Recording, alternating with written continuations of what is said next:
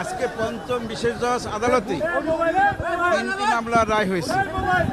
এই তিনটি মামলার একটির মধ্যে প্রধান আসামি ছিলেন সাবেক প্রধানমন্ত্রী শেখ হাসিনা, আরেকটি মামলার প্রধান আসামি ছিলেন সজীব ওয়াজেদ জয়, আরেকটি মামলার প্রধান আসামি ছিলেন শামা ওয়াজেদ পুতুল।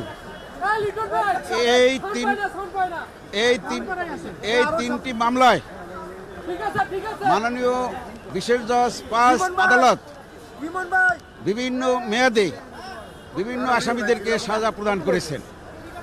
আমি এই তিনটি মামলার যারা কমন আসামি আছে একত্রে সবার আসামি এই সাজার বিষয়গুলো আপনাদেরকে জানাচ্ছি।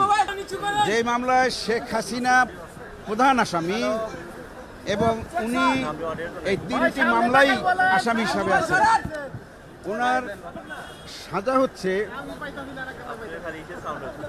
৭ বছর করে ৩/৭ বছর এবং ওনার জরিমানা হচ্ছে ৩ লক্ষ টাকা, ১ লক্ষ টাকা করে ৩ লক্ষ টাকা,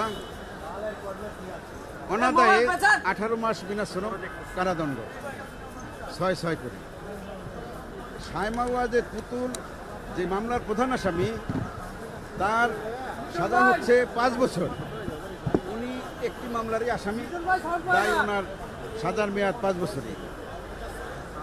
সজীব আহমেদ জয় উনি যে মামলার প্রধান আসামি ওই মামলার ওনার সাজার মেয়াদ ৫ বছর এবং ১ লক্ষ টাকা জরিমানা। এইভাবে সকল এখানে ২১ জন আসামি,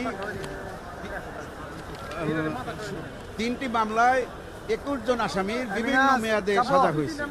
যারা এই তিনটি মামলায় কমন আসামি আছেন তাদের সাজা ওইভাবেই ক্রমান্বয়ে, যার প্রথম মামলায় সাজা যদি ৩ বছর হয়ে থাকে পরবর্তী ২ মামলা ৩ বছর ধারাবাহিকভাবে খাটবে, একত্রে না, ক্রমান্বয়ে আলাদা আলাদা। আপনি পর্যবেক্ষণে আদালত কি বলেছেন এবং এই সকল পর্যবেক্ষণ বাস্তবায়নের জন্য কোনো নির্দেশনা দিয়েছেন কিনা? আদালত তার রায়ের মধ্যে সংক্ষিপ্ত একটি পর্যবেক্ষণ প্রদান করেছেন। সেই পর্যবেক্ষণে উনি উল্লেখ করেছেন যে একজন দেশের প্রধানমন্ত্রী যে তথ্য গোপন করতে পারে, মিথ্যা হলফনামা দিতে পারে, এটা তার কাছে বিশ্বাসযোগ্য হয় নাই। সে অবাক হয়ে গেছে যে একটা দেশের প্রধানমন্ত্রী কিভাবে, ৪ বারের প্রধানমন্ত্রী, উনি কিভাবে মিথ্যা হলফনামা এবং তথ্য গোপন করে জনগণের সম্পদ উনি মিথ্যাভাবে নিয়েছেন। রাজুক এবং গণপূর্ত মন্ত্রণালয়ের বিষয়েও কিছু অবজারভেশন দিয়েছে তাদের আইন পরিবর্তনের জন্য এবং তাদের যে এক্সিস্টিং কিছু আইন আছে ওটা পরিবর্তন এবং আরও কিছু নতুন আইন অ্যাডপ্ট করার জন্য কিছু পর্যবেক্ষণ দিয়েছে।